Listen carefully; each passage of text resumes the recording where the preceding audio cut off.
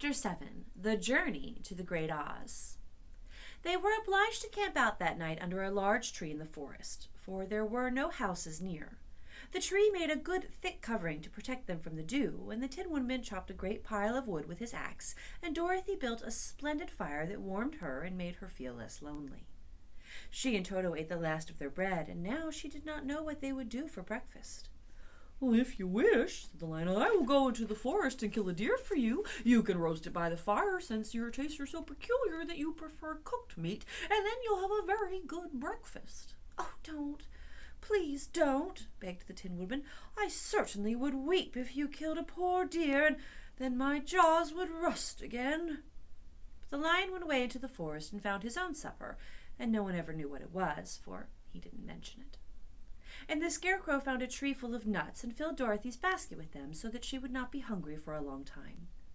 She thought this was very kind and thoughtful of the Scarecrow, but she laughed heartily at the awkward way in which the poor creature picked up the nuts. His padded hands were so clumsy and the nuts were so small that he dropped almost as many as he put into the basket. But the Scarecrow did not mind how long it took him to fill the basket, for it enabled him to keep away from the fire, as he feared a spark might get into his straw and burn him up. So he kept a good distance away from the flames and only came near to cover Dorothy with dry leaves when she lay down to sleep. These kept her very snug and warm, and she slept soundly until morning. When it was daylight, the girl bathed her face in a little rippling brook, and soon after they all started towards the Emerald City. This was to be an eventful day for the travelers. They had hardly been walking an hour when they saw before them a great ditch that crossed the road and divided the forest as far as they could see on either side. It was a very wide ditch, and when they crept up to the edge and looked into it, they could see it was also very deep, and there were many big, jagged rocks at the bottom. The sides were so steep that none of them could climb down, and for a moment it seemed that their journey must end. "Oh, what shall we do?" asked Dorothy despairingly. "I haven't the faintest idea," said the Tin Woodman, and the lion shook his shaggy mane and looked thoughtfully. But the Scarecrow said, "We cannot fly, that's certain. Neither can we climb down into this great ditch. Therefore, if we cannot jump over it, we must stop where we are." "Well, I think I could jump over it," said the Cowardly Lion, after measuring the distance carefully in his mind. "Then we're all right," answered the Scarecrow, "for you can carry us all over on your back, one at a time." "Well, I'll try it," said the lion. "Who will go first?" "I will," declared the Scarecrow, "for if you found that you could not jump over the gulf, Dorothy would be killed, or the Tin Woodman badly dented on the rocks below. But if I am on your back, it will not matter so much, for the fall would not hurt me at all." "Well, I am terribly afraid of falling myself," said the Cowardly Lion. "But I suppose there's nothing to do but try it, so get on my back and we'll make the attempt." The Scarecrow sat upon the lion's back, and the big beast walked to the edge of the gulf and crouched down. "Why don't you run and jump?" asked the Scarecrow. "'Cause that isn't the way we lions do these things," he replied. Then, giving a great spring, he shot through the air and landed safely on the other side. They were all greatly pleased to see how easily he did it, and after the Scarecrow had got down from his back, the lion sprang across the ditch again. Dorothy thought she would go next, so she took Toto in her arms and climbed on the lion's back, holding tightly to his mane with one hand. The next moment it seemed as if she was flying through the air, and then, before she had time to think about it, she was safe on the other side.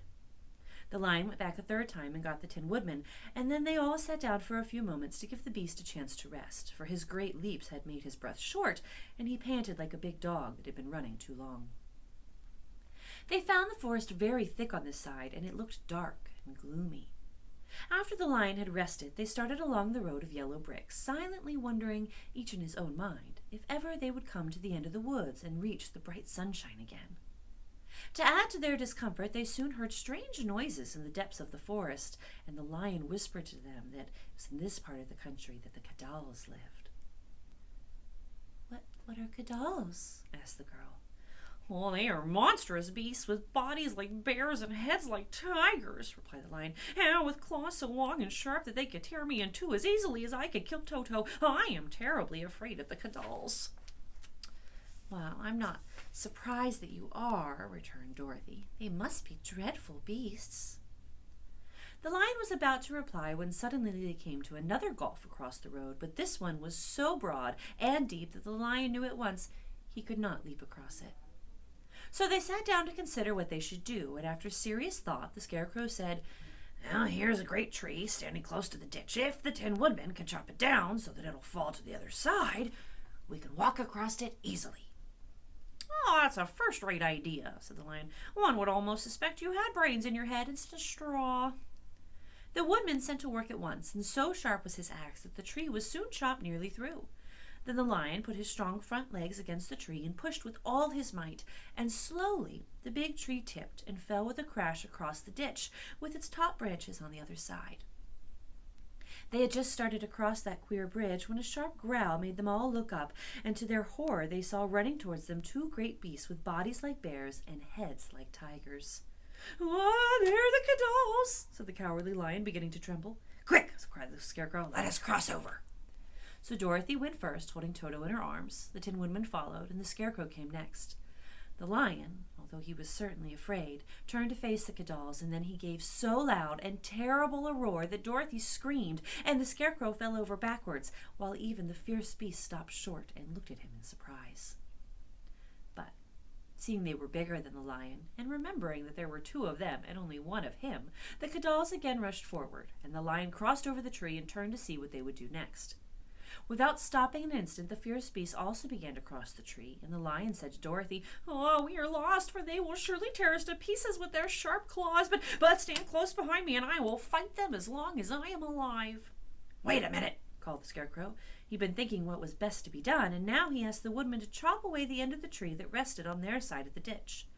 The Tin Woodman began to use his axe at once, and just as the two Cadals were nearing across, the tree fell with a crash into the gulf, carrying those ugly, snarling brutes with it, and both were dashed to pieces on the sharp rocks at the bottom.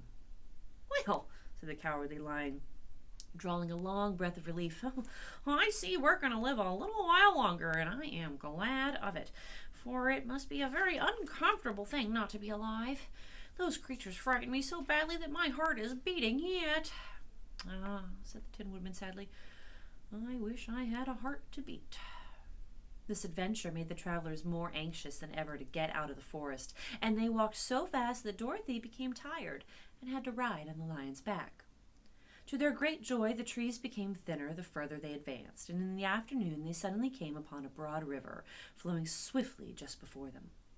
On the other side of the water they could see the road of yellow brick running through a beautiful country, with green meadows dotted with bright flowers, and all the road bordered with trees hanging full of delicious fruits.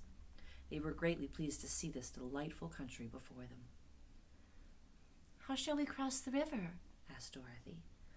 "Oh, that's easily done," replied the Scarecrow. "The Tin Woodman must build us a raft so we can float to the other side." So the Woodman took his axe and began to chop down small trees to make a raft, and while he was busy at this, the Scarecrow found on the river bank a tree full of fine fruit.